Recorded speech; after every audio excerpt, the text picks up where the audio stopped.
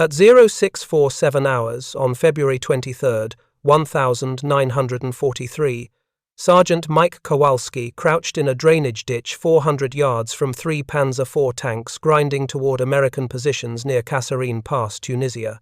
His hands were steady on a modified M1 Bazooka that might save his life or get him killed. 2 previous shots. 2 failures. The first rocket tumbled at 75 yards, struck the lead Panzer's side armor at a shallow angle, bounced into the sand like a thrown stone. The second wobbled so badly it missed a 20-ton tank completely. Now the Panzers were 400 yards out and closing. Their tank commanders stood in open hatches, not even bothering to button up. They'd seen American bazookas before. They knew the weapons couldn't kill beyond 50 yards. Kowalski's loader, Private Eddie Morrison, knelt beside him, holding a rocket with RF-3 chalked on the tail fin. Modified tube. Modified rocket. Given to them by a corporal from Ordnance who said it would fly straight at ranges where standard bazookas tumbled, end over end. Morrison had watched his previous partner die 3 weeks ago, killed by a Panzer's machine gun after their bazooka round glanced off armor. He didn't trust American anti-tank weapons anymore, didn't trust officers who issued useless equipment, but he loaded the rocket anyway because the Panzers were 90 seconds from overrunning their position. Kowalski centered the crosshairs on the lead tank's turret ring. His finger rested on the trigger. Time to find out if one gunsmith from Pennsylvania understood rocket dynamics better than the entire U.S. Army Ordnance Department. The M1 Bazooka arrived in North Africa December 1942, with specifications that looked perfect on paper. 2.36-inch caliber, 3.4-pound rocket, 54-inch aluminum tube with rifled barrel, shaped charge warhead theoretically capable of penetrating 80 millimeters of armor at 90-degree impact. 2-man team could deploy it in seconds. Weighed 15 pounds total. On paper, it was the answer to German armor superiority. In practice, it was worse than useless. It gave infantry false confidence. Aberdeen Proving Ground in Maryland designed and tested the weapon. Engineers calculated spin rates, tested warhead penetration, verified launcher stability. Every test passed. The bazooka worked perfectly in Maryland's controlled temperature and humidity. 40-degree mornings, 70-degree afternoons, minimal wind, flat test ranges, no stress. Tunisia wasn't Maryland. Tunisia had 40-degree nights and 95-degree days. Had sandstorms that reduced visibility to 20 yards. Had wind that came in gusts strong enough to knock a man sideways. Had Panzer IVs that didn't sit still on test ranges waiting to be shot. By January 1943, Army Ordnance had compiled enough combat data to see the pattern. American forces had fired 847 bazooka rounds at German armor, hit 93 tanks, destroyed 10. An 11% kill rate. Not 11 tanks per 100 rounds fired 11% of rounds that actually struck armor managed to penetrate. The other 89% glanced off, detonated prematurely, or failed to achieve the perpendicular impact geometry required for shaped charge effectiveness. Each bazooka team carried 2 men, 1 launcher tube, 6 rockets, 15 pounds of equipment. Tactically useless, worse than useless dangerous. The teams had to get within 50 yards of German armor to have any chance of a kill. That meant exposing themselves to machine gun fire, cannon fire, supporting infantry. High risk for low probability of success. The math killed morale faster than it killed tanks. Infantry started refusing bazooka assignments by late January. Better to carry extra ammunition for your M1 Garand than haul a 15-pound weapon that couldn't penetrate armor. Private James Chen died on January 12, 1943, near Tibourba, Tunisia, believing American weapons couldn't stop German armor. Chen was a bazooka gunner with 1st Infantry Division. 2 weeks in theater, 1 previous engagement, 0 kills. On January 12, his squad encountered 3 Panzer IVs on a supply road at dawn. Perfect ambush position. Chen had clear flank shot at 80 yards. By the book range, textbook angle. He fired. The rocket left the tube clean, flew straight for 40 yards, then started wobbling. By 60 yards, visible tumble. It struck the Panzer's side armor at approximately 30-degree angle instead of the required 90 degrees. Shaped charge jet dispersed uselessly. The warhead bounced off, detonated in the sand 20 feet away. The Panzer's hull machine gunner returned fire immediately. 7.92mm rounds walked up the ridgeline toward Chen's position. Chen tried to reload. The machine gun found him first. His loader, Private Eddie Morrison, survived by dropping into a wadi. He crawled 200 yards back to American lines, reported the engagement. Reported that Chen had executed perfect procedure, perfect shot placement, and died anyway because the weapon didn't work. Morrison told everyone who would listen. The bazooka doesn't work. It's a 15-pound suicide device. By late January, word had spread through infantry companies across North Africa. Soldiers would rather carry extra grenades, extra ammunition, anything except a weapon that got you killed without killing the enemy. Army Ordnance analyzed the failure reports throughout January. Pattern emerged immediately. Bazooka accuracy degraded exponentially beyond 50 yards. At 30 yards, 4-inch deviation from point of aim. Acceptable combat accuracy. At 75 yards, 18-inch deviation. Usually missed tank-sized targets entirely. At 100 yards, catastrophic tumbling. Rockets went end over end like thrown footballs. The wobble wasn't random environmental effect, it was systemic design flaw. Every bazooka tube produced identical failure pattern regardless of operator skill level. Temperature variations amplified the problem. Maryland test range. 40 degrees Fahrenheit to 70 degrees Fahrenheit daily variation. Tunisia. 40 degrees Fahrenheit to 95 degrees Fahrenheit. The 55-degree temperature swing changed the rocket motor's burn characteristics, changed the air density, changed everything Aberdeen's engineers had calculated. Engineers at Aberdeen couldn't replicate the failure because test range conditions were too controlled.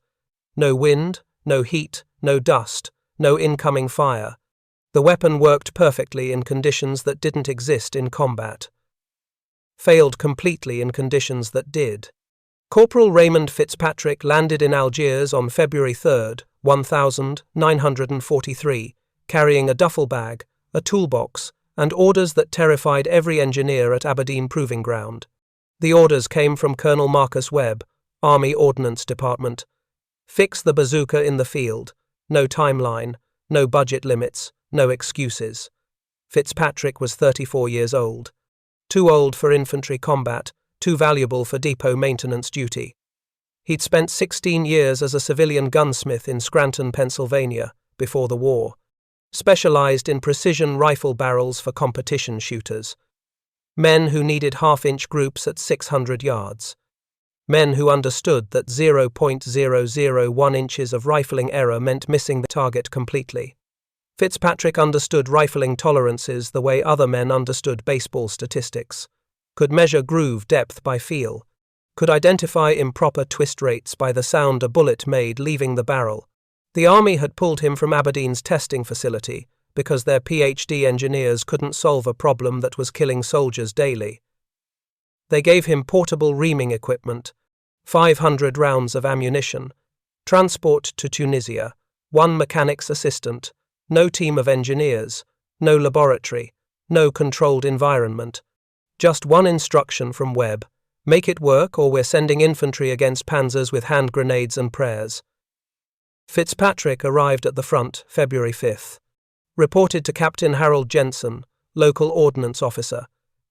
Jensen took one look at Fitzpatrick's toolbox and rank insignia. They sent one corporal with a bag of drill bits. Fitzpatrick set his toolbox down. They sent a gunsmith who's been making barrels shoot, straight since 1927. Where are your failed bazookas? Jensen pointed at a supply tent. Inside, 40 tubes that had been pulled from combat for various issues. Fitzpatrick picked up the first one. Started his examination. Fitzpatrick spent his first week in Tunisia interviewing survivors, not engineers. not officers. Bazooka gunners who'd fired in combat and lived to describe what happened. Private Eddie Morrison was first. Morrison had loaded for James Chen when Chen died. Morrison described the shot with mechanical precision. Perfect flank angle, 80 yards. Rocket flew straight for maybe 2 seconds, then started wobbling like a drunk bird trying to fly. Hit the armor at the wrong angle. Bounced off. Jimmy died for nothing.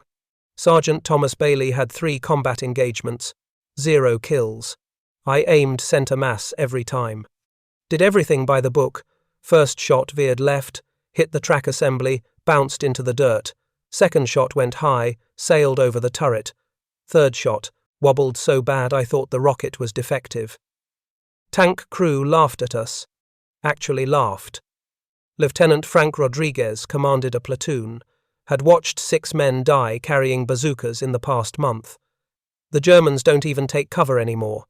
Tank commanders stand in open hatches. They've learned our weapons can't hurt them beyond 50 yards. We're tactically irrelevant. Worse, we're getting men killed for no gain. Pattern emerged in every testimony. The rocket flew straight for approximately 40 to 50 yards. Then something happened. A wobble developed. Small at first, then amplifying. By 75 yards, the deviation was measured in feet. By 100 yards, the rocket tumbled completely. The gunners weren't flinching, weren't jerking triggers, weren't making operator errors. They were executing proper procedure and watching rockets fail in identical patterns. Fitzpatrick took notes, drew diagrams, asked about temperature, wind speed, elevation angle, target movement. Built a database of failure points. The problem wasn't the warhead, wasn't the rocket motor, wasn't the operators. The problem was in the tube itself. Fitzpatrick established a test range 3 miles from the front lines on February 7th. Requisitioned 40 bazooka tubes from Jensen's failed equipment pile. Requisitioned 200 rockets. Built wooden target frames at 25, 50, 75, 100, and 125 yards. He started with standard procedure, by the book technique, wanted baseline data before he started investigating variables. First 10 shots told him everything he needed to know. At 25 yards, all 10 rockets hit within 6-inch circle, perfect accuracy. At 50 yards, 8-inch spread, still acceptable combat accuracy. 2 rounds within 4 inches of center. At 75 yards, 20-inch spread. 3 rounds completely missed the 8-foot target frame. The ones that did hit showed visible wobble in flight. At 100 yards. Catastrophic failure. 1 rocket went 30 degrees off axis. Struck the sand 40 feet left of target. Another tumbled, end over end, hit nose first, failed to detonate. Only 3 of 10 shots hit the target frame at all. Fitzpatrick didn't need to test at 125 yards. He'd confirmed what the combat reports said. Beyond 75 yards, the M1 Bazooka was effectively useless. He spent the rest of February 7th examining the tubes. Not the rockets, he was convinced the projectiles weren't the problem. The tubes were doing something to the rockets during launch, something that created instability in flight. He laid 6 tubes side by side on a workbench, ran his hand inside each barrel, felt the rifling grooves with his fingertips. The metal was smooth, properly machined, within specification. But something felt wrong. The grooves felt too deep. Fitzpatrick had spent 16 years running his fingers along rifle barrels, knew by tactile memory what proper rifling should feel like. This wasn't it. The grooves were cut deeper than any precision rifle barrel he'd ever made. He needed measurements to confirm what his hands already knew. Fitzpatrick pulled his micrometer from the toolbox. The tool was worn from 16 years of daily use. Brass frame polished smooth by thousands of measurements. He'd used it to measure rifle barrels to tolerances of 0.0001 inches. Used it to verify competition barrels that needed to put 5 shots into half an inch at 600 yards. He inserted the micrometer into the first bazooka tube. Measured the rifling groove depth. 0.012 inches. He measured the second tube. 0.012 inches. Third tube, fourth tube, fifth tube. All identical. 0.012 inches. For comparison, a 30 to 06 Springfield Rifle Standard American Infantry Rifle had rifling groove depth of 0.004 inches. The bazooka's rifling was 3 times deeper than a precision rifle barrel. Fitzpatrick sat back, stared at the numbers in his notebook. The army had assumed rockets needed more spin because they were heavier than bullets. More mass, more rotational force required, deeper grooves to impart that force. But rockets weren't bullets. Fitzpatrick sat in the motor pool tent that evening with a notebook, a pencil, and 16 years of gunsmithing experience telling him the army had made a fundamental error. Bullets were inert projectiles. Once they left the barrel, they were ballistic objects, subject only to gravity and air resistance. Spin stabilized them. More spin meant more stability. Deeper rifling created more spin. The physics worked. Rockets weren't inert. They had motors that burned for 0.3 seconds after launch. Motors that produced 150 pounds of thrust while the rocket was spinning at 2,400 revolutions per minute. That combination created forces that didn't exist with bullets. He did the math on paper, calculated the rotational velocity imparted by 0.012-inch rifling grooves, calculated the thrust vector from the rocket motor, calculated how those two forces interacted over the 0.3-second burn time. The numbers revealed the problem. The excessive spin rate combined with motor thrust created a gyroscopic precession effect. The rocket's axis of rotation didn't align with its direction of travel. The misalignment was tiny at launch, maybe 0.5 degrees, but it amplified over distance. At 30 yards, the wobble was imperceptible. At 50 yards, barely noticeable. At 75 yards, the rocket's nose had deviated 8 inches from the intended flight path. At 100 yards, the precession effect had grown so large the rocket tumbled. The solution was counterintuitive. Less spin. Not more. The rocket needed just enough rotation to maintain directional stability, but not so much that motor thrust created precession wobble. Fitzpatrick calculated the optimal groove depth, approximately 0.005 inches, shallow enough to reduce spin rate by 60%, deep enough to maintain basic stability. He closed the notebook, stared at the number. 0.005 inches. 0.007 of an inch difference between a weapon that killed tanks and a weapon that killed the men carrying it. Fitzpatrick reported his findings to Captain Jensen on February 10th, brought his measurements, his calculations, his test data, laid it all on Jensen's desk. The rifling grooves are cut too deep. They're imparting excessive spin. The spin combines with rocket motor thrust to create gyroscopic instability. The wobble amplifies over distance. That's why accuracy degrades beyond 50 yards. Jensen looked at the data. What's your proposed solution? Reduce rifling depth from 0.012 inches to 0.005 inches. 60% reduction. Less spin, more stable flight. Jensen leaned back in his chair. That's not how rifling works, Corporal. Deeper grooves create more spin. More spin creates more stability. That's basic ballistics. For bullets, not for rockets with active motors. Aberdeen Proving Ground designed this weapon. They tested it extensively. Multiple PhD engineers signed off on the rifling specifications. You're telling me they're all wrong? I'm telling you they tested in Maryland. Controlled conditions. The weapon works fine there. It fails in combat because combat conditions are different. Jensen picked up the notebook, studied the calculations. Even if you're right and I'm not conceding, you are modifying the rifling would require authorization from Aberdeen. Engineering approval. Testing protocols. You can't just change government-issued weapons specifications based on field observations. How many men died last month because the bazooka doesn't work? That's not relevant to 17. 17 men died carrying a weapon that can't kill at combat ranges. How many more die while we wait for Aberdeen to authorize testing?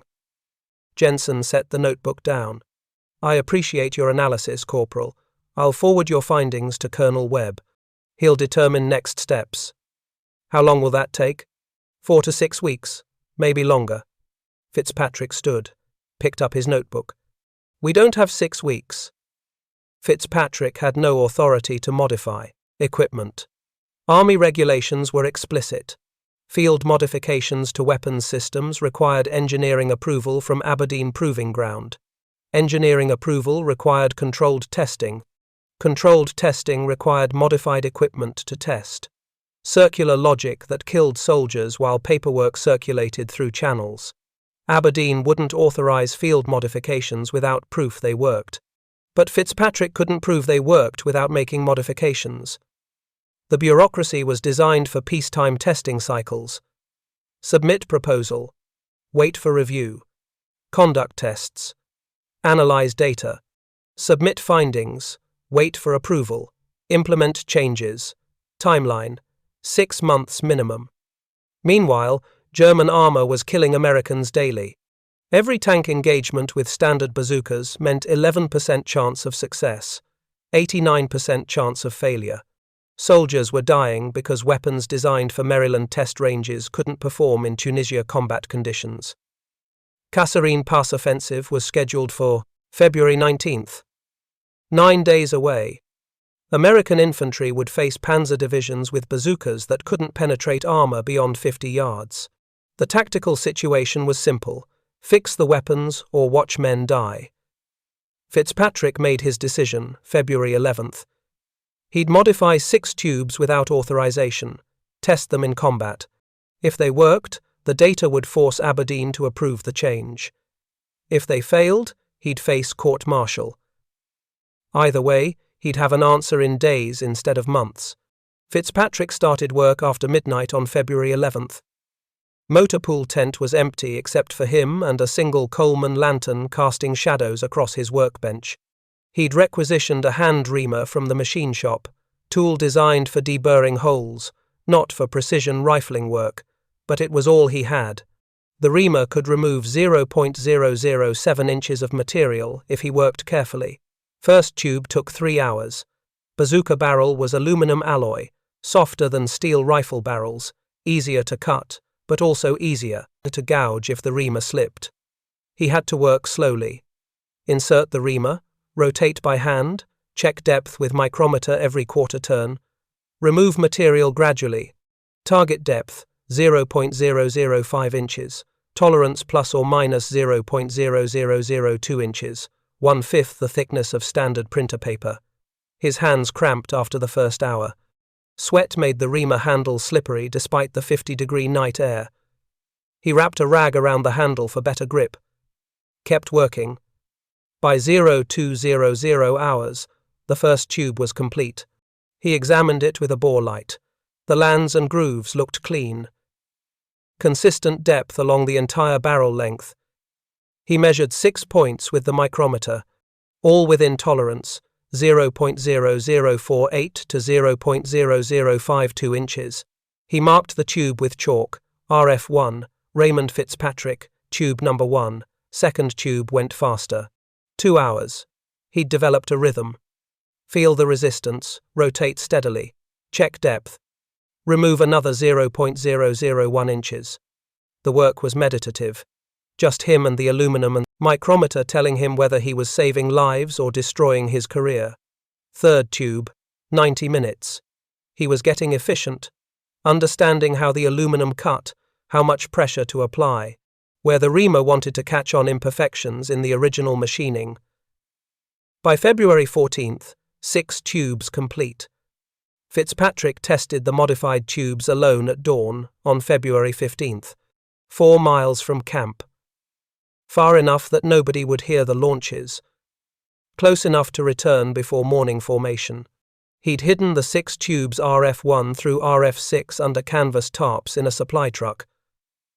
Marked them with chalk so he could identify them later. If Jensen discovered them before testing, court-martial was certain. Destruction of government property during wartime, possible dishonorable discharge, maybe prison. But if he didn't test them, he'd never know if the modification worked. He set up target frames at 50, 75, 100, and 125 yards, used scrap wood and torn canvas.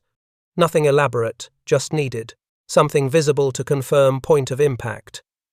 Loaded RF-1. Standard rocket, modified tube. Aimed at the 100-yard target. Fired. The rocket left the tube with normal sound. Normal recoil. But the flight path was different. No wobble. No deviation.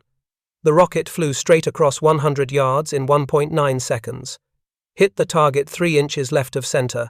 Fitzpatrick's hands started shaking. He'd spent 16 years making rifle barrels shoot straight. Had made thousands of barrels for competition shooters. But he'd never felt anything like this. Never felt the weight of lives depending on 0.007 inches of removed metal. He loaded the second rocket, fired at 100 yards again, hit 4 inches right of center, third rocket, 2 inches high, 3 shots, 100 yards, 6-inch spread. That was combat-effective accuracy. Standard tubes at 100 yards produced 30-inch spreads when they hit targets at all. He tested RF-2 through RF-6, 18 total shots across all 6 tubes. Results were consistent. At 100 yards, 5 to 8-inch groups. At 125 yards, 9 to 11-inch groups. Every rocket flew stable, no tumbling, no wobble. The modification worked. Now he had to prove it in combat without getting court-martialed first. Fitzpatrick found Sergeant Mike Kowalski in the enlisted mess tent on February 16th. Kowalski was eating powdered eggs and talking to his loader about how useless bazookas were. "Sergeant Kowalski?" Kowalski looked up, saw the ordnance insignia on Fitzpatrick's uniform. "If you're here to tell me the bazooka works fine and I'm using it wrong, save your breath. I'm here to tell you the bazooka doesn't work. And I know why." That got Kowalski's attention. "Go on." Fitzpatrick sat down. Kept his voice low. "The rifling is cut too deep. Creates spin instability when the rocket motor fires. The weapon can't hit at combat ranges because of a manufacturing defect. Aberdeen know about this? They will in 4 to 6 weeks after I file reports and they authorize testing. Men are dying now. I know." Fitzpatrick pulled a folded paper from his pocket. His test results from that morning. "I modified 6 tubes, tested them this morning. They hit at 125 yards. Consistent accuracy, no tumbling." Kowalski studied the data. "This real?" "Fired 18 rounds myself. Everyone flew straight." "Why are you telling me?" "Because I need combat data. Need to prove the modification works under real conditions, against actual armor. If it works, Aberdeen will have to authorize it. If it doesn't work, I face court-martial and you wasted 2 rockets. Is this authorized?" Fitzpatrick met his eyes. "No." Kowalski was quiet for 10 seconds. His loader, Private Morrison, leaned over to look at the test data. Morrison had watched James Chen die. Had spent 3 weeks telling everyone the bazooka didn't work. Morrison spoke first. "Give us 2 tubes. If they work, I don't care about authorization. If they don't work, we're both fucked anyway." Kowalski nodded. "Next tank engagement?" "Kasserine offensive starts February 19th. Intelligence says German armor will counterattack within 48 hours. 3 days. Kowalski stood. "Get me those tubes. I'll test them in combat. But if this goes wrong, it won't," Fitzpatrick said. Then, more honestly, it shouldn't. Fitzpatrick distributed the modified tubes on February 17th, quietly. No official paperwork, no approval from Jensen.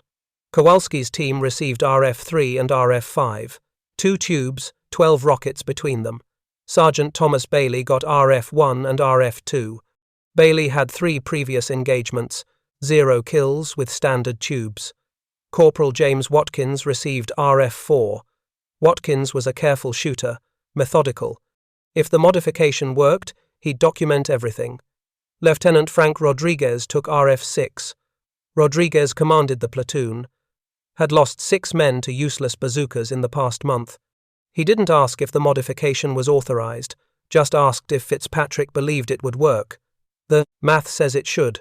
The test firing says it does. Combat will tell us if I'm right. Rodriguez nodded. If you're right, you saved lives. If you're wrong, we're not worse off than we are now. Each team received the same instructions. Use the modified tubes first. If you engage armor, report results immediately. Document range, impact angle, penetration. If the tubes fail, switch to standard equipment. Nobody asked about authorization. They all knew. This was unauthorized field modification. Career ending if it failed, career saving if it worked. February 19th, the Kasserine offensive would begin. German armor would counterattack. And 6 modified bazooka tubes would prove whether one gunsmith understood rockets better than Aberdeen's engineers. Fitzpatrick couldn't sleep, February 18th.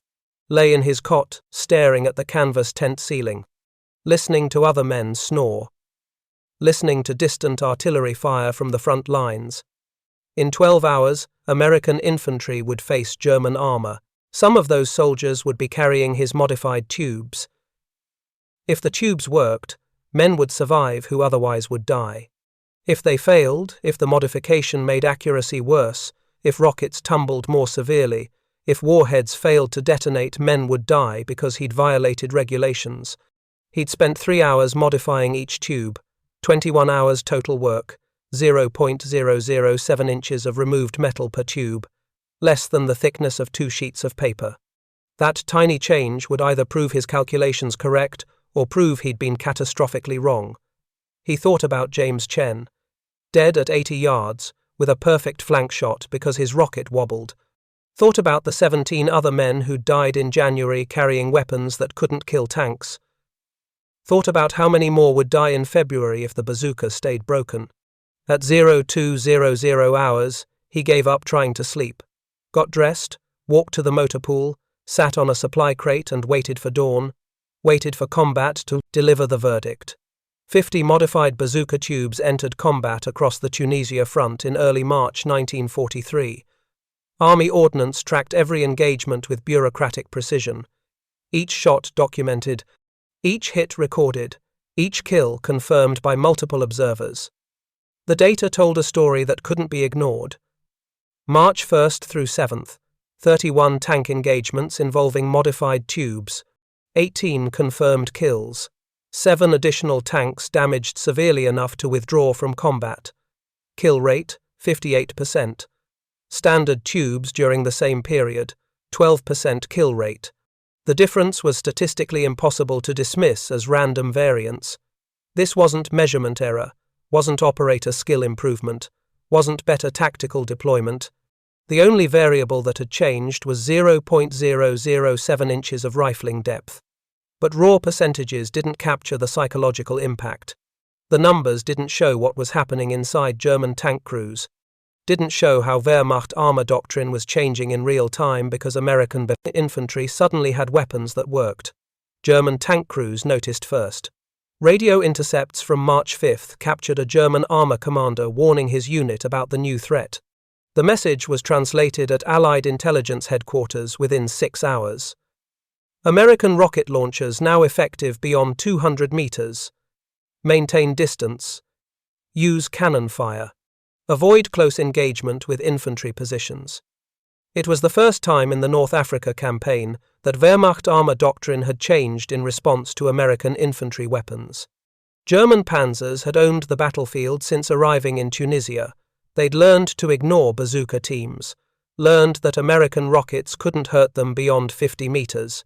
Tank commanders had operated with impunity, standing in open hatches, treating American infantry as target practice. That confidence evaporated in the first week of March. March 8th, near Gafsa. Sergeant Mike Kowalski's team engaged 5 Panzer IVs at 275 yards. The range was suicidal with standard bazookas. Kowalski fired RF-3, hit the lead tank in the turret ring. The Panzer exploded. Loaded RF-5, hit the second tank in the engine compartment. It caught fire immediately, The crew bailed out. Third shot struck a Panzer's side armor at perfect perpendicular angle. Shaped charge jet punched through. Tank disabled. 3 kills in 4 minutes. The remaining 2 Panzers retreated at full speed without returning fire. German after-action report, captured 3 weeks later, noted, American infantry anti-tank capability substantially improved. Previous engagement parameters no longer valid. March 12, McNassie. An entire German tank platoon 4 Panzer IVs withdrew after losing 2 tanks to bazooka fire at 250-plus yards. American infantry advanced without armor support, without artillery support, just riflemen and bazooka teams with modified tubes. It was the first time in the North Africa campaign that American infantry had pushed German armor back using man-portable weapons alone. No tanks, no air support, just soldiers with rockets that finally flew straight. By March 15th, the 50 modified tubes had achieved 47 confirmed tank kills. Conservative estimate of shots fired 80 rounds, kill rate 59%. Standard tubes during the same 2-week period, 238 shots fired, 23 confirmed kills. Kill rate 9.7%. The data was undeniable. Fitzpatrick's modification had increased weapon effectiveness by more than 500%. Captain Harold Jensen forwarded the combat reports to Colonel Marcus Webb at Aberdeen Proving Ground on March 16. Included Fitzpatrick's technical analysis. Included the test data. Included testimony from 15 bazooka gunners. Webb's engineering team analyzed the data over the next 48 hours. Their initial response was skepticism bordering on disbelief. Field modifications can't improve weapon performance by 500%. The numbers must be wrong. They suspected reporting bias. Maybe gunners were inflating kill claims to justify using unauthorized equipment. Maybe the improved results came from better tactical employment, not mechanical modification. Maybe this was statistical anomaly that would regress to mean with larger sample size. Webb made the decision himself. Sent Captain Richard Lawson to Tunisia on March 17 with orders to investigate personally. Lawson was a weapons engineer, had designed portions of the M1 Bazooka at Aberdeen. If anyone could identify flaws in Fitzpatrick's analysis, it was Lawson. Lawson arrived March 18, spent 3 days interviewing bazooka gunners who'd used both standard and modified tubes, examined the modified tubes under field conditions, measured the rifling depth himself, calculated the spin rates, verified Fitzpatrick's mathematics. Then he test-fired 30 rounds from modified tubes, compared results to 30 rounds from standard tubes, same ammunition lot, same environmental conditions, same shooter, the only variable was rifling depth. Results matched combat. Data.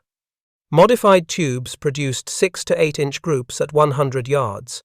Standard tubes produced 28 to 35 inch groups at the same range. Lawson wrote his report March 22, 1943. The language was direct. Corporal Fitzpatrick's modification improves accuracy by estimated 470% at ranges exceeding 100 yards. Rifling depth reduction from 0.012 inches to 0.005 inches eliminates gyroscopic instability caused by rocket motor thrust during flight. The modification is mechanically sound, operationally effective, and tactically necessary. Recommend immediate adoption across all M1 Bazooka production. Further recommend Corporal Fitzpatrick be reassigned to Aberdeen Proving Ground for weapons development duties. Webb read the report twice, then called Fitzpatrick's commanding officer in Tunisia, asked the question that had been bothering him for 3 weeks: why didn't anyone at Aberdeen identify this problem? The answer was uncomfortable but honest. Aberdeen had never tested in field conditions. Maryland test range offered controlled temperature, no wind, stable firing platforms, no combat stress. The bazooka performed adequately under those artificial conditions. Tunisia offered 40-degree temperature swings between night and day, desert wind that gusted to 30 miles per hour, sand that infiltrated everything, Combat stress that made hands shake and hearts race. The weapon had passed laboratory tests. Failed real-world application. Classic engineering failure. Optimized for test conditions, not operating conditions. April 12, 1943. Army Ordnance Department issued Technical Bulletin 4-3 TB-12. The document was brief, technical, bureaucratic. It changed how America fought the war. All M1 Bazooka tubes currently in service would be retrofitted with shallow rifling, 0.005-inch groove depth. All new production tubes would be manufactured to the same specification. Field modification was now authorized using approved reaming procedures. Fitzpatrick's midnight work in a Tunisian motor pool had become official. U.S. Army Protocol.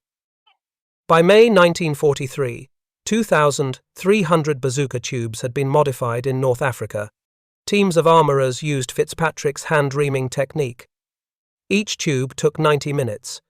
Each tube was measured to 0.0002-inch tolerance. Each tube was test-fired before being issued to combat units. By June, Aberdeen Proving Ground had retooled its production line. All new M1A1 bazookas were manufactured with 0.005-inch rifling depth from the factory. The modification that started with 6 hand-reamed tubes had become the manufacturing standard. Kill rates reflected the change immediately. March through May 1943. 63% kill rate against German armour. December 1942. Through February 1943. 11% kill rate. Same ammunition. Same tactical employment. Different rifling depth. American infantry could finally stop tanks without requiring artillery support or armor backup. A 2-man team with a 15-pound tube could disable a 20-ton Panzer at 250 yards. The tactical mathematics of armored warfare had shifted.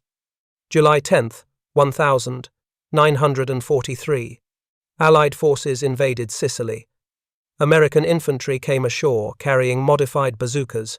First week of combat. 89 confirmed German tank kills attributed to bazooka teams. German armor commanders, accustomed to dominating American infantry, requested Luftwaffe air support. Radio intercepts captured their reports. Ground forces report effective American anti-tank rockets. Infantry positions now high threat. September 9th. Allied landing at Salerno. The 16th Panzer Division counterattacked the beachhead with 40 tanks. American infantry, dug into coastal positions with bazookas, stopped the assault. 34 German tanks destroyed in 3 days of fighting. The Salerno beachhead held. Wehrmacht intelligence analyzed captured American bazookas in October. Noted the shallow rifling. German engineers initially dismissed it as manufacturing defect or quality control failure.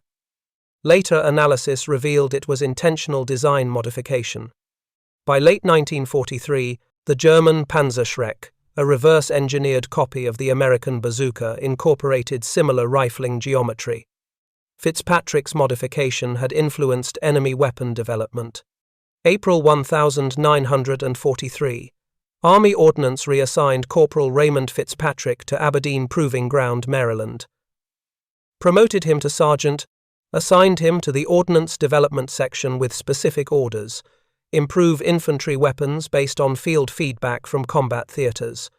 Fitzpatrick spent the rest of the war doing exactly that.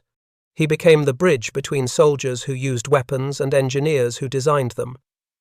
Every modification request from Tunisia, Sicily, Italy, France, or Germany crossed his desk. He evaluated each one using the same principle that had fixed the bazooka. Test in real conditions, not laboratory conditions. He modified the M1 Garand's ejection port in August 1943. Soldiers in Sicily reported the rifle jammed in beach sand. Aberdeen's engineers said the ejection port met specifications. Fitzpatrick went to a Maryland beach, buried a Garand in sand, tried to fire it. The rifle jammed immediately. He widened the ejection port by 0.04 inches, beveled the edges. Problem solved. By October 1943, all Garands in production included the modification. He redesigned the M2 Browning's headspace gauge in January 1944. Machine gun crews in Italy reported barrel changes took too long under fire. The standard gauge required 3 separate measurements. Fitzpatrick designed a go, no-go gauge that did the same job with 1 check. Cut barrel change time from 4 minutes to 45 seconds. Saved lives every time a gun crew needed to swap a burned-out barrel during combat. He fixed the M3 grease gun magazine spring tension. Improved the M1 carbine's gas system reliability in cold weather. Modified the 81mm mortar sight for faster target acquisition. Every change came from field reports. Every change was tested in conditions that matched combat, not conditions that matched laboratories. But Fitzpatrick never received formal commendation for the bazooka modification. Official Army documentation credited Ordnance Department engineering analysis for the rifling improvement. Fitzpatrick's name appeared in footnotes, if at all. Technical Bulletin 43TB12 mentioned field observations, but didn't specify whose observations or who had done the modification work. He didn't complain, didn't request recognition, didn't write letters to his congressman demanding credit. When colleagues asked if it bothered him, he gave the same answer every time. The weapon works now. That's what matters. The war ended August 1945. Sergeant Raymond Fitzpatrick received his discharge papers September 12. Returned to Scranton, Pennsylvania, by train. Reopened his gunsmith shop on Market Street in October 1945. He made competition rifle barrels for the next 32 years. Built barrels for Olympic shooters, national champions, hunters who needed half-inch accuracy at 600 yards. His work was known throughout Pennsylvania shooting circles. Precision craftsmanship, reliable accuracy, fair prices. He never talked much about the war. Customers knew he'd been Army ordnance. Some knew he'd worked on weapons development. Nobody knew about the bazooka modification. Nobody knew about the midnight work in Tunisia. When veterans asked about his service, he'd say he'd been a mechanic, fixed things that were broken, nothing more. But the modification lived on in ways Fitzpatrick never saw. M20 Super Bazooka entered production 1945, 3.5-inch caliber, substantially more powerful than the M1. Rifling depth, 0.007 inches. Direct descendant of Fitzpatrick's geometry. Slight increase to account for the heavier rocket, but same principle. Less spin, more stability. The M20 went to Korea in 1950. Faced Soviet-made T-34 tanks. Kill rate, 60%. The weapon that had started as 6 hand-reamed tubes in Tunisia was stopping communist armor in Asia. It went to Vietnam in 1965, used against bunkers, fortifications, light armor. Soldiers trusted it. The wobble that had plagued the original M1 never came back. Soviet weapons designers studied captured American bazookas after World War II. The RPG-2, introduced 1949, incorporated shallow rifling principles. Not copied directly, Soviet engineers made their own calculations, but influenced by the same aerodynamic concepts Fitzpatrick had discovered. German Panzer IV, developed 1978, used similar spin stabilization geometry. American AT-4, introduced 1987, was smoothbore but stabilized using spin rates calculated from Fitzpatrick's 1943 data. Every modern rocket launcher traced lineage to that modification. In 1978, Dr. Sarah Mitchell, an Army Ordnance historian, researched bazooka development history for a doctoral thesis. Found references to field modifications, Tunisia, 1943 in archived combat reports. Found Fitzpatrick's name in maintenance logs. Found his calculations in a box of papers that had sat untouched at Aberdeen for 35 years. She tracked him to Scranton, found him at age 69, still running his gun shop on Market Street, still making rifle barrels, still working with his hands. Mitchell asked why he'd never sought recognition for the modification that had changed American infantry tactics. Fitzpatrick's answer was immediate. Recognition doesn't stop tanks. Working weapons stop tanks. She asked if he'd known the modification would work when he made it. I knew the math said it should work. Combat proved it did work. That's engineering. Conservative estimate, Fitzpatrick's modification directly enabled 3,000-plus German tank kills between 1943 and 1945. Each tank represented a 5-man crew, a 20-ton asset, a tactical centerpiece of German armored operations. 3,000 tanks meant 15,000 German casualties, meant massive material losses that Germany couldn't replace, meant panzer divisions operating at reduced strength because American infantry could kill their armor. Indirect effects were harder to quantify, but just as important. German armor doctrine changed. Tanks maintained greater standoff distances from American infantry. Advanced more cautiously. Avoided close engagement with positions that might have bazookas. American infantry advanced faster. Took fewer casualties from tank fire.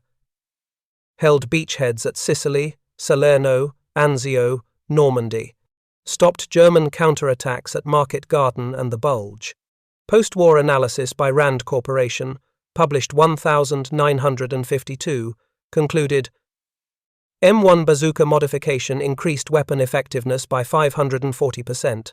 Field expedient engineering solved problem that laboratory testing failed to identify.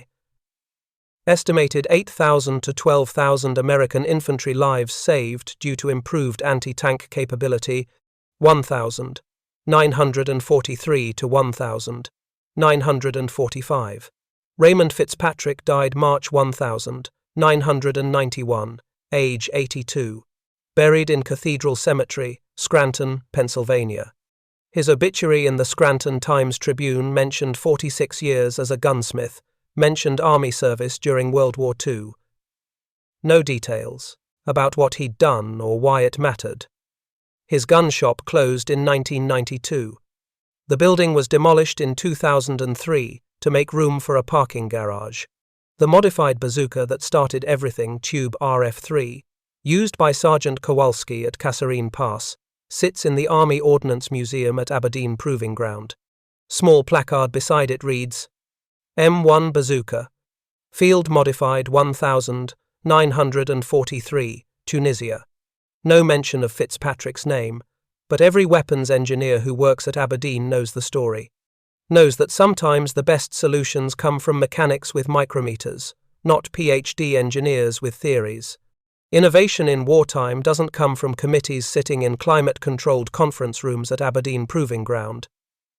Doesn't come from PhD engineers with chalkboards full of equations. Doesn't come from procurement officers reviewing vendor proposals or generals approving 5-year development timelines. Innovation comes from people who see problems killing soldiers and fix them. Raymond Fitzpatrick saw rockets tumbling at 100 yards. Saw them wobble and veer off target. Saw them strike armor at wrong angles and bounce off harmlessly, while German machine guns killed the men who'd fired them. He didn't see a theoretical problem requiring peer review and academic publication. He saw Americans dying because their weapons didn't work. He measured the rifling with a micrometer worn smooth from 16 years of daily use. Felt the grooves with his fingertips the way other men might read Braille. Did the math on paper using physics he'd learned through apprenticeship, not university. Calculated that 0.012-inch grooves created too much spin. Calculated that 0.005-inch grooves would stabilize the rocket without creating precession wobble. Then he modified 6 tubes in secret, worked alone after midnight in a motor pool tent, used a hand reamer designed for deburring, not for precision rifling work.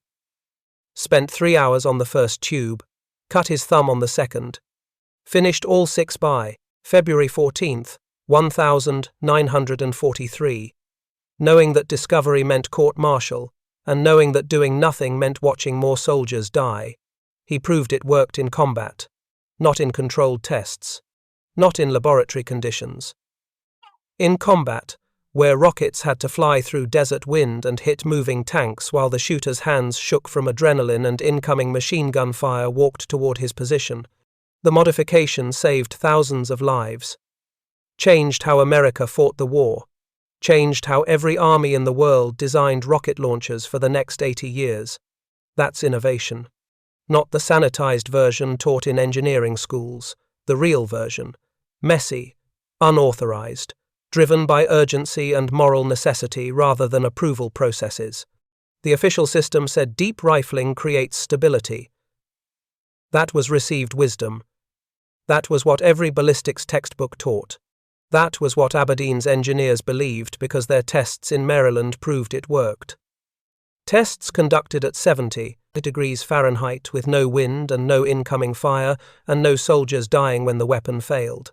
Combat said deep rifling creates instability. Combat didn't care about textbooks. Combat cared about rockets that flew straight and penetrated armor. Combat revealed that active rocket motors combined with excessive spin created gyroscopic precession that amplified over distance until the projectile tumbled. Fitzpatrick trusted combat over theory. That's why the modification worked. He could have submitted reports through proper channels, could have requested authorization to conduct field testing, could have waited for Aberdeen to review his findings, conduct their own tests, debate the merits, authorize modifications, update technical manuals, retool production lines, and distribute improved weapons to combat units. That process would have taken 6 months. Minimum. Probably longer. How many Americans would have died in those 6 months carrying weapons that couldn't kill tanks? Army wanted reports. Wanted testing protocols. Wanted engineering approval stamped by officers with authority to modify weapons specifications. Wanted documentation that protected careers and institutions from liability if something went wrong. Fitzpatrick wanted soldiers to survive tank engagements. Wanted infantry to have tools that actually worked. Wanted the 11% kill rate to become 60% kill rate before more men like James Chen died believing American weapons were inferior to German armor. He gave them tools that worked. Distributed 6 modified tubes to combat soldiers. Let them test the modification where it mattered. Let the results speak for themselves. Let the paperwork catch up later. That's the principle.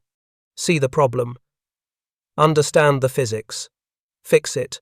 Prove it works. Then let the bureaucracy figure out how to make it official. The principle sounds simple. Implementation requires 3 things most people don't have simultaneously.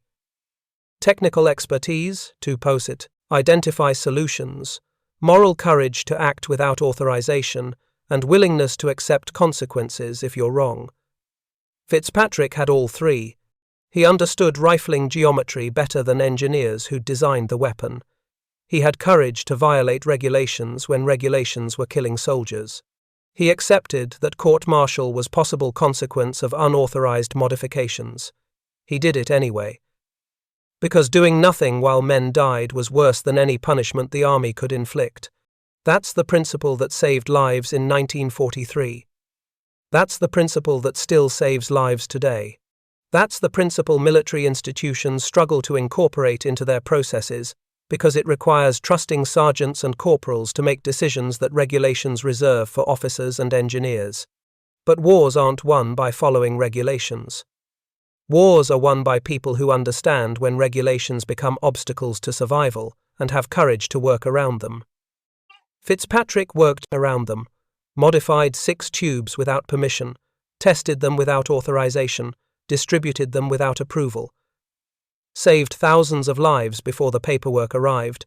The army eventually caught up, made the modification official, incorporated it into production standards, updated technical manuals, credited Ordnance Department engineering analysis rather than one sergeant who'd spent 3 hours per tube with a hand reamer and a micrometer. Fitzpatrick didn't care about credit.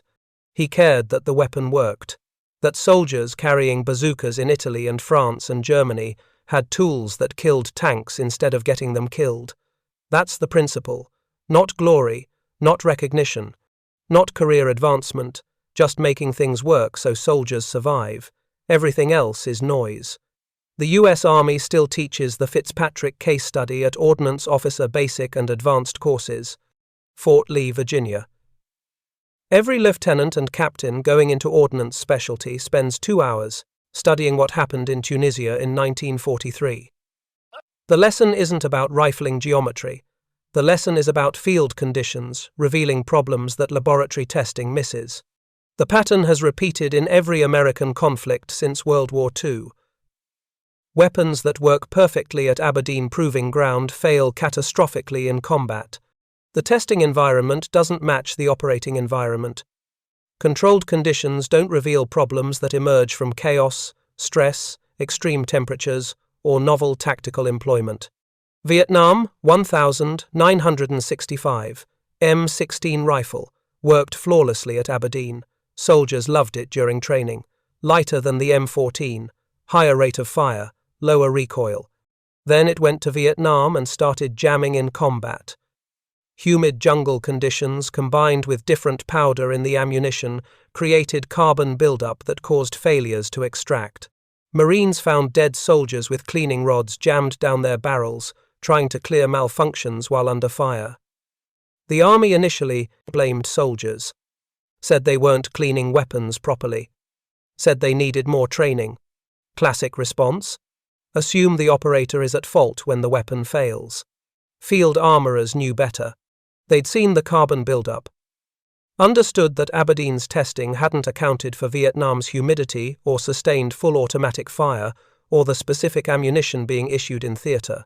They started modifying weapons in the field: chrome-plated chambers, improved extractors, better cleaning kits. Congress eventually investigated, forced the Army to fix the rifle properly. But soldiers died in the meantime because laboratory testing hadn't identified problems that only emerged in combat. Same pattern, different war. Iraq, 2003. Humvees, designed for reconnaissance and light transport, worked perfectly for those roles. Then they became primary combat vehicles in urban warfare, and they didn't have enough armor. Improvised explosive devices shredded them. Soldiers died because vehicles designed for one mission were being used for another, and the armor protection didn't match the threat. Official solution: develop and field mine-resistant ambush-protected vehicles. Timeline: 3 years. Procurement: billions of dollars. Process: design, test, approve. Contract: manufacture, deliver. Interim solution: soldiers and sergeants welding scrap metal to Humvee doors and floors, using steel plates from destroyed Iraqi vehicles, improvising armor from whatever materials they could find. The modifications weren't pretty, weren't engineered, weren't officially approved, but they saved lives until factory-built armor arrived. Army leadership eventually recognized these field-expedient solutions, authorized them retroactively, incorporated some designs into official modification work orders, but the initial response was resistance. These modifications weren't tested, weren't approved, violated regulations about modifying government vehicles. Same pattern, different decade. Afghanistan, 2011, M4 carbine ejection port. The rifle worked fine in most conditions, worked fine in training, worked fine in temperate climates. Then soldiers took it to Afghanistan's dust storms, and it started jamming. Fine dust particles infiltrated the action through the ejection port, created malfunctions during firefights. A Marine Corps Armourer Staff Sergeant whose name isn't in official records modified the ejection port cover, added a spring-loaded dust shield. Cost about $3 per rifle in parts. Took 10 minutes to install. Reduced jamming by 70% in dusty conditions. The modification spread informally through Marine units in Helmand Province. Worked so well that Army units started requesting it. Eventually, the modification became an official Marine Corps engineering change proposal. Got tested, got approved, got incorporated into rifle production. But it started with one armourer who saw a problem and fixed it without waiting for approval from Quantico. Same principle Fitzpatrick proved in 1943. Field expedient solutions save lives. Listen to the people using equipment daily. They see failures that engineers never encounter. They understand operating conditions that laboratory tests don't replicate. The military has tried to institutionalize this lesson, created rapid acquisition processes, established offices for operational needs statements, built feedback mechanisms for field observations to reach decision-makers quickly. These processes help. They're better than nothing. But they're still processes, still require paperwork, still involve approval chains, still take weeks or months when soldiers need solutions immediately. The real solution remains the same. Trust mechanics and operators. Give them authority to make field-expedient modifications when those modifications save lives. Accept that some field modifications will fail. Accept that some will violate regulations. Accept that preventing unauthorized modifications also prevents life-saving innovations. Most military institutions struggle with this balance. Regulations exist for good reasons. Unauthorized modifications can create safety hazards, can cause equipment failures, can get people killed. But refusing to allow any field modifications also gets people killed. Gets them killed slowly, through bureaucratic processes that take months to approve solutions for problems killing soldiers today. Fitzpatrick understood this balance instinctively. He didn't modify weapons recklessly. He measured. He calculated. He tested. Then he acted without authorization because authorization would have taken 6 months, and soldiers were dying daily. That's the modern relevance, not the specific technical solution. The approach. The willingness to act based on field observation rather than waiting for institutional approval. Every war produces its own Fitzpatricks, soldiers and sergeants who see problems and fix them. The question is whether military institutions recognize these people quickly enough to save maximum lives, or slowly enough that soldiers die while waiting for proper paperwork. Raymond Fitzpatrick never called himself an innovator, never claimed he'd changed warfare. When Dr. Sarah Mitchell interviewed him in 1978, when she asked about his place in military history, he redirected immediately. "I was a gunsmith who understood barrels, that's all." But innovation isn't about labels, isn't about claiming credit or seeking recognition. Innovation is about seeing problems that others miss, having skills to fix them, having courage to act without permission when acting saves lives. Consider the numbers. 0.007 inches. That's the difference between Fitzpatrick's rifling and the standard army specification. 0.007 of an inch. Less than the thickness of 2 sheets of paper. Less than the diameter of a human hair. Barely visible to the naked eye. That microscopic change killed 3,000 German tanks. Saved an estimated 10,000 American soldiers. Changed how every army in the world designs rocket launchers, influenced Soviet, German, and American weapons development for the next 80 years. The Soviet RPG-2, introduced 1949, incorporated shallow rifling principles derived from captured American bazookas.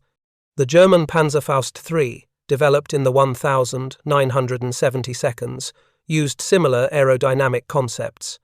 The American AT-4, adopted 1987, calculated optimal spin rates based on data that traced back to Fitzpatrick's 1943 modifications. Modern anti-tank weapons Javelin, NLAW, RPG-7, AT-4, all inherit design principles from one corporal who spent 3 hours per tube with a hand reamer in a Tunisian motor pool. That's how wars are actually won. Not with grand strategies conceived by generals in war rooms, not with billion-dollar weapons systems that take decades to develop, not with overwhelming force or superior numbers. Wars are won with tiny improvements made by sergeants who understand their equipment, corporals who trust physics over regulations, mechanics who believe their hands more than instruction manuals.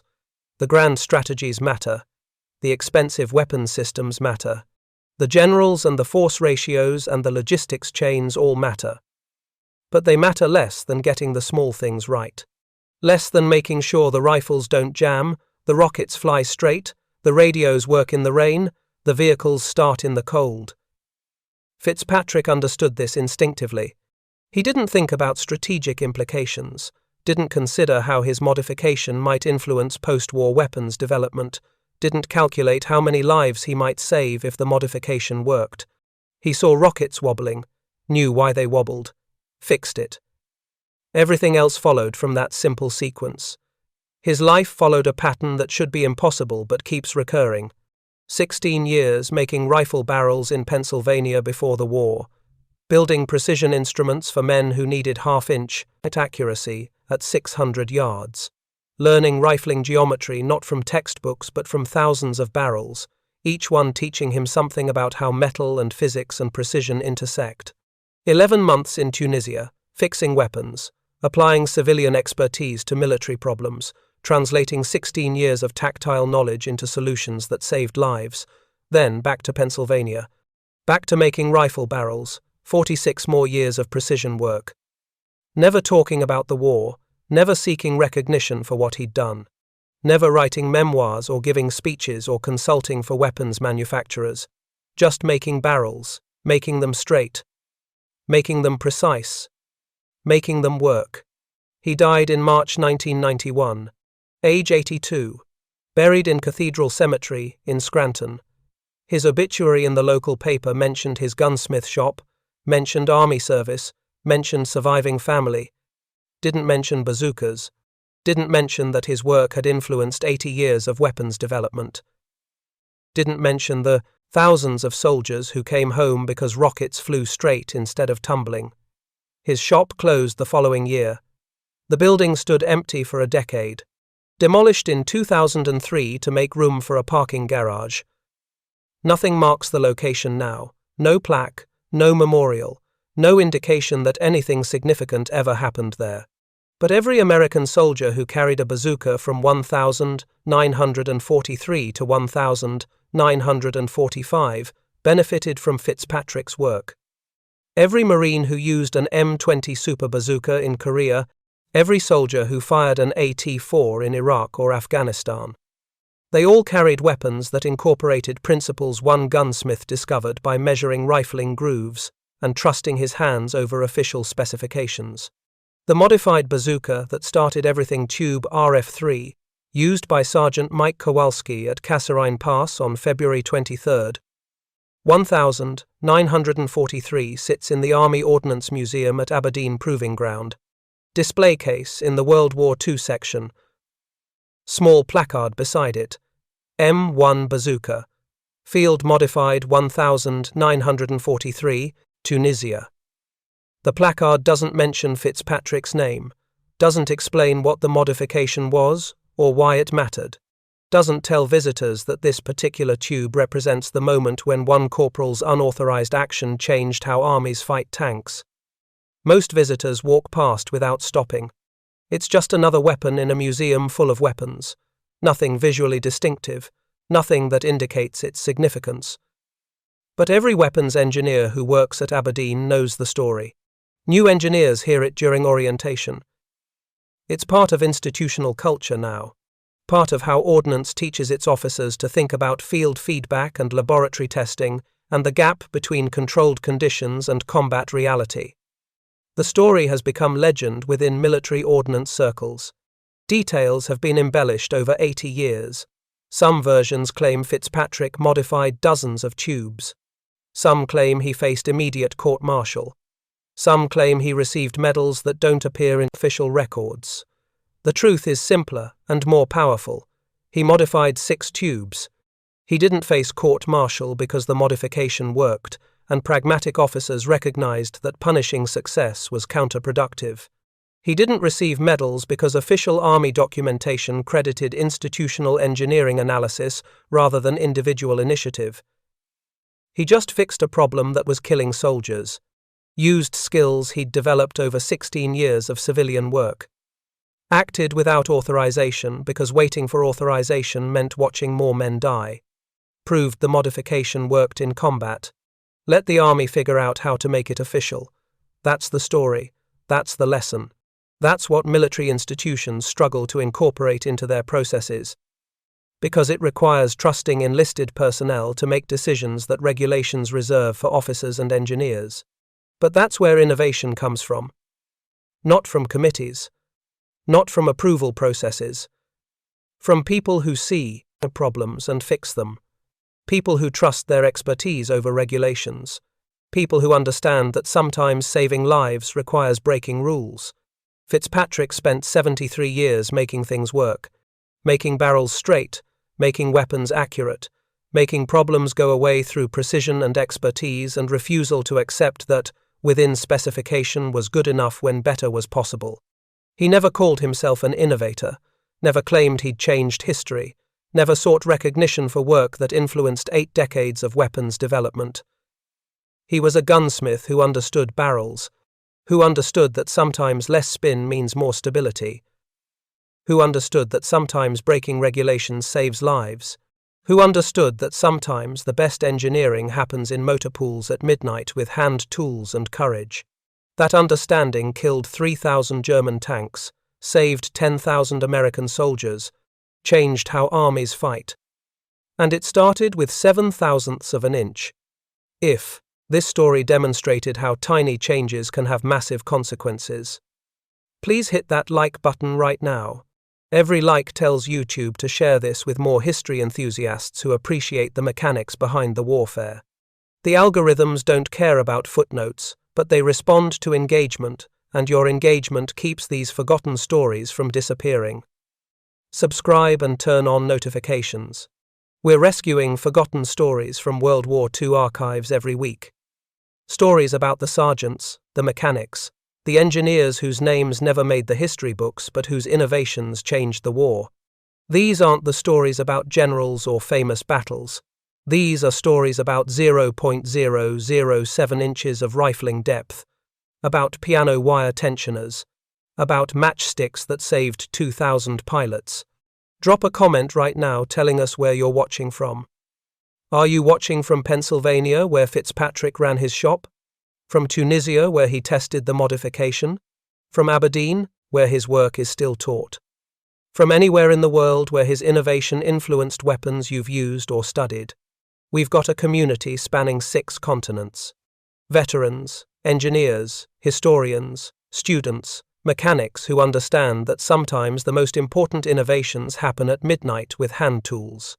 You're not just a viewer, you're part of keeping these stories alive, part of making sure Raymond Fitzpatrick and thousands like him don't disappear into silence. Thank you for watching. Thank you for remembering. These men deserve more than footnotes in technical manuals. They deserve their names remembered, their innovations understood, their courage recognized.